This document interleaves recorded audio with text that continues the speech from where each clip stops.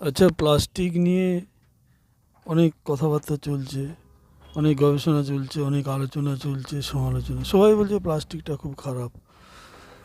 আচ্ছা, আমার বক্তব্য হলো, তাহলে প্লাস্টিক কেন বাজারে পাওয়া যাচ্ছে? প্লাস্টিক ব্যাগ স্পেশালি বাজার করার জন্য যেগুলো পাতলা ফিনফিনে প্লাস্টিক ব্যাগ, সেগুলো তাহলে বাজারে পাওয়া যাচ্ছে কেন? সরকার তাহলে সেগুলোকে কন্ট্রোল করছে না কেন? এগুলো কি সিগারেটের ধূমপানের যে বিজ্ঞাপন তার মতন ব্যাপারটা, যে একাধারে বলবে সিগারেট স্বাস্থ্যের পক্ষে ক্ষতিকর, আবার সিগারেট ম্যানুফ্যাকচারও করবে।